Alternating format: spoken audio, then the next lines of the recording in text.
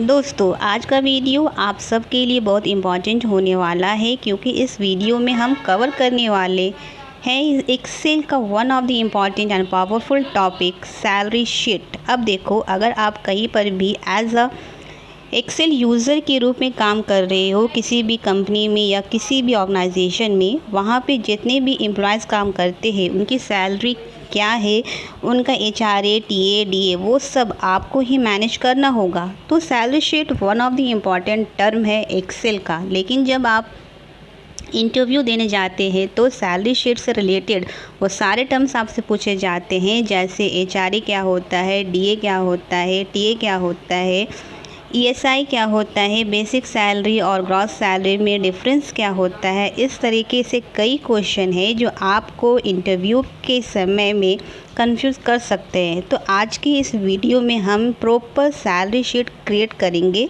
जिसमें इन सब टर्म को कवर करेंगे और समझेंगे। तो मेक श्योर इस वीडियो को आप पूरा देखें क्योंकि ये वीडियो आपके लिए फुल ऑफ इंफॉर्मेशन होने वाला है। साथ ही में फ्रेंड्स, आपसे रिक्वेस्ट है, अगर आपको ये वीडियो अच्छी लगे तो लाइक ज़रूर करें। तो चलिए शुरू करते हैं आज के इस वीडियो को बिना टाइम वेस्ट किए हुए। तो इसके लिए मैं क्या करती हूँ, एक ब्लैंक शीट ले लेती हूँ, ठीक है।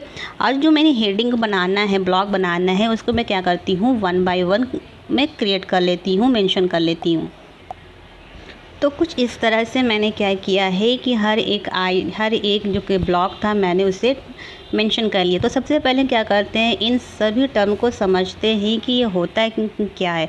तो पहले आप देख रहे होंगे कि एम्प्लॉय ID है, ये क्या होता है, ठीक है। कि अगर आप किसी भी कंपनी में वर्क कर रहे हो तो क्या करती है कंपनी, आपको एक ऑफिशियल ID देती है जिससे आपकी पहचान होती है, जिससे आपकी आइडेंटिफिकेशन होती है, ठीक है। फिर एम्प्लॉय नेम, क्या एम्प्लॉय का नाम है वो। डेजिनेशन क्या होता है कि जब आप कंपनी में इंटरव्यू देने के जा रहे हो, आप सेलेक्ट हो गए हो तो कंपनी आपको एक पोस्ट में हायर करती है कि आप इस पोस्ट पर काम कर रहे हो, ये आपकी पोस्ट है।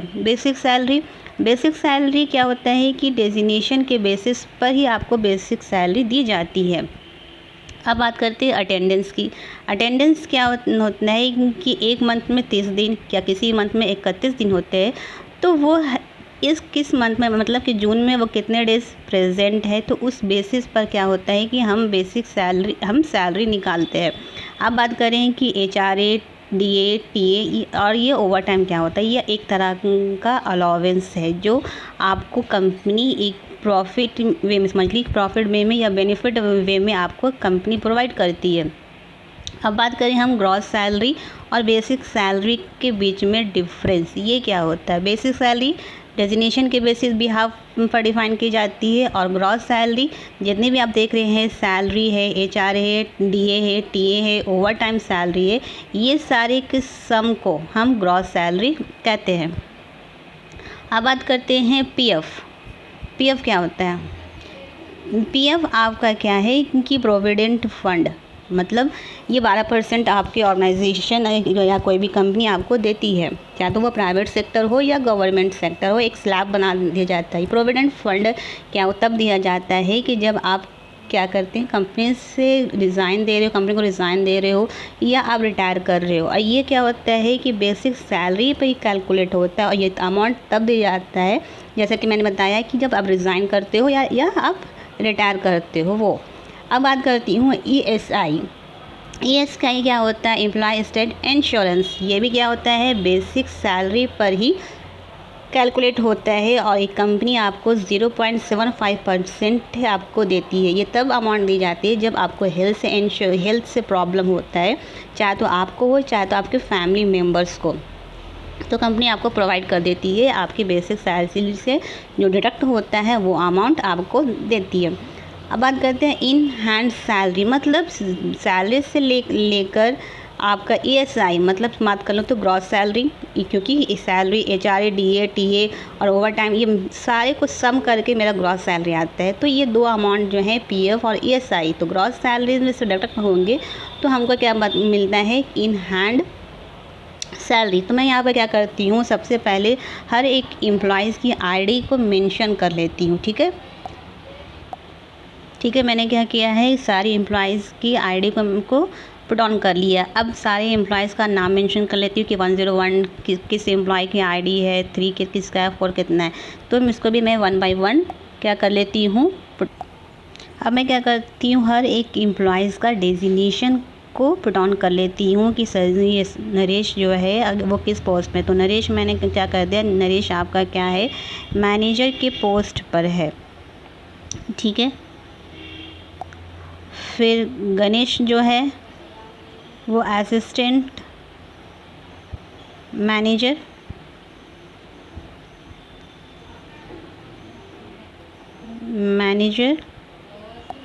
ठीक है। सुरेश वो अकाउंटेंट के पोस्ट पर से हायर की गया है, उसका सिलेक्शन हुआ है। Mahesh sales manager,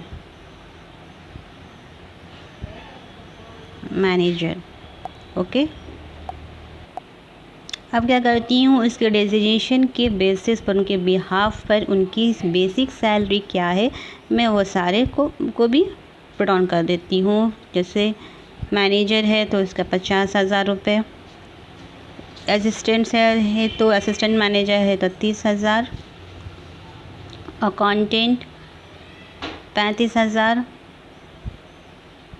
sales manager है तो मैंने डाल दिया है उसका 25,000 नॉर्मल, ब्रांच मैनेजर मैंने डाल दिया है 55,000, कुछ इस तरह से, ठीक है। अब देख रहे हैं। अब मैं उसका अटेंडेंस में मेंशन कर देती हूँ कि वो कितने दिन प्रेजेंट है, वो कितने दिन वर्क काम किया है। तो 28 दिन, 25, 20,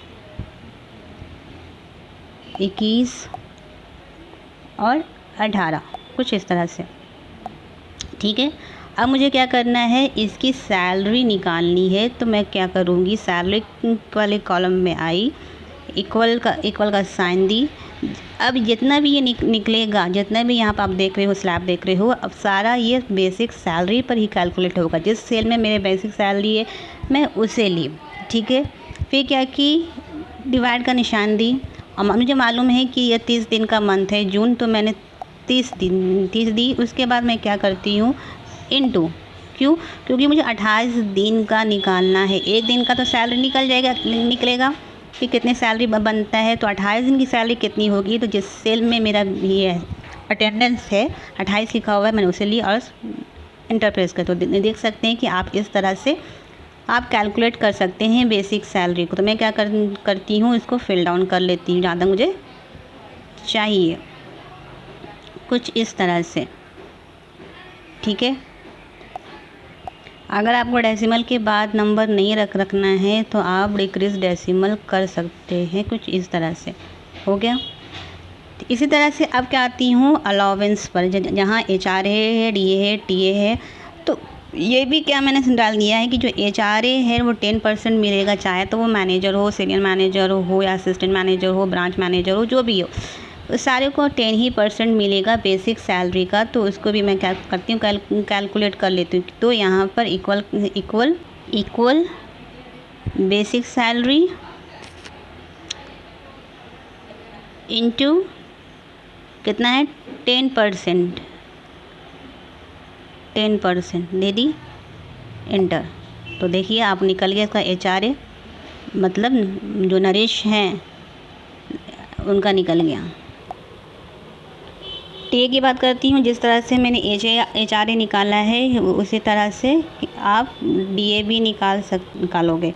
इक्वल बेसिक सैलरी इंटू 5% मैंने मेंशन किया है, इसलिए मैंने 5% दे दी और इंटर प्रेस कर दी, इंटर, ठीक है। निकाल लीजिए और इसको क्या कीजिए, फिल डाउन की हेल्प से आप इसे फिल कर लो, कुछ इस तरह से, ठीक है। TA भी वैसे निकलेगा बेसिक सैलरी पर 3%, बेसिक सैलरी इंटू 3% इंटर, ठीक है। इसे भी आप फिल डाउन से आप फिल कर लो। अब बात करती हूँ ओवर टाइम, मतलब एक किसी भी कंपनी में क्या होता है कि 8 घंटे की वर्किंग आवर्स रहती है, लेकिन अगर कोई एम्प्लॉइज़ वो 8 घंटे से ज़्यादा काम करता है, जैसे वो क्या किया, वो 60 मिनट काम किया, मतलब 1 घंटे ज़्यादा काम किया, तो मैं इसको मिनट में ले रही हूँ। ओके, इस तरह से मैं क्या करती हूँ, सबका जो ओवर टाइम है मेंशन कर लेती हूँ, पुट ऑन कर लेती हूँ। ठीक है, मैंने सबका ओवर टाइम पुट ऑन कर दिया। अब इस ओवर टाइम के बेसिस पर उसे कितनी सैलरी दी जाएगी वो हम देख लेते हैं। तो मैं क्या करती हूँ, यहाँ पर आपको करना है कि इक्वल का sign, basic salary divided by 30। क्यों? क्योंकि मुझे पहले एक दिन का निकालना है। कर दिया। अब एक कंपनी में जो वर्किंग आवर्स है 8 घंटे का, ओके, लेकिन वो क्या किया है कि 1 घंटा ज़्यादा काम किया है, मतलब 60 मिनट ज़्यादा किया है। तो मैंने 60 वाली जिस सेल में अब ओवर टाइम का है, मैंने उसे सेलेक्ट किया और एंटर प्रेस कर दी। आ गया। अब इसमें क्या करती हूँ, फिल डाउन कर लेती हूँ। ठीक है, जहाँ पर आपको डेसिमल नहीं चाहिए तो वहाँ से डेसिमल हटा लें। ओके, अब करती हूँ ग्रॉस सैलरी का। ग्रॉस सैलरी कैसे निकलेगा, तो आप देख रहे हो कि मैंने सैलरी निकाला है और जितनी भी अलाउंस है मुझे मिली है, मतलब एम्प्लॉयज़ को मिली है, उसे क्या करना है, कैलकुलेट करना है, सम करना है। तो इसके लिए आप करोगे इक्वल, सिंटैक्स लगाओगे सम का, SUM सम, ब्रैकेट ऑन, कौन कौन से नंबर को ऐड करना है, तो salary, TA, HRA, DA,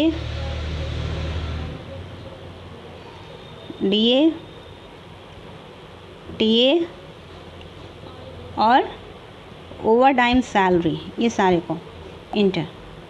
okay, इसको भी आप फिल डाउन कर लो। कर लिया। अब मुझे क्या करना है, PF निकालना है 12%। तो 12% किस में से निकलेगा, तो ग्रॉस सैलरी का 12%। ठीक है, gross salary into 12 percentage into. अब इसे भी फिल डाउन में कर लेती हूँ। ठीक है, कलर डेसिमल हटाना, डेसिमल हटा लीजिए। ESI insurance same, gross salary का 0.75% इक्वल ग्रॉस सैलरी इंटू 0.75%। हो गया। डेसिमल डिक्रीज डेसिमल कर लीजिएगा। अब उसको फिल डाउन कर लीजिएगा, क्यों, इस तरह से। ठीक है, अब मुझे ये सब आपको मालूम है कि PF और ESI क्या होता है, हमारे ग्रॉस सैलरी से डिडक्ट होकर मुझे मिलती है। तो इसके लिए आपको क्या करना है इक्वल ग्रॉस सैलरी माइनस, यहाँ पर मैं सिंटैक्स लगा रही हूँ सम का। क्यों? क्योंकि मुझे PF और ESI को क्या करना है, सम करना है। अब या तो 1 बाई 1 आप कॉमा देकर कर सकते हो, जैसे आपको सूटेबल लगे आप कर लेना। ठीक है, इंटर। ओके, अब इसको मैं क्या करती हूँ, फिल डाउन कर लेती हूँ। ओके, तो आप देख सकते हो कि किस तरह से एक्सेल में आप किसी भी एम्प्लॉइज़ की सैलरी स्लिप कैलकुलेट कर सकते हो, मतलब सैलरी शीट बना सकते हो। अगर आप इस शीट को थोड़ा सा मॉडिफाई और करना चाहते हो, जैसे अब मुझे क्या करना है कि अगर मुझे इसमें बॉर्डर लगाना है, ऑल बॉर्डर रेंज को कवर कर लो, आपको जहाँ तक चाहिए आप क्या करो, बॉर्डर लगा लो, ऑल बॉर्डर पर जाओ, ऑल बॉर्डर लगा लो। या आपको क्या करना है, कलर फिल करना है तो आप कलर फिल भी कर सकते हो। कुछ इस तरह से आप अपने क्या कर सकते हैं, एक्सेल के सैलरी शीट को इस तरह से आप मॉडिफाई कर सकते हैं। अगर आप ये वीडियो आपके लिए यूज़फुल और इन्फॉर्मेटिव है तो हमारे चैनल को सब्सक्राइब करना ना भूलें और ज़्यादा से ज़्यादा अपने दोस्तों में शेयर करें। Thank you.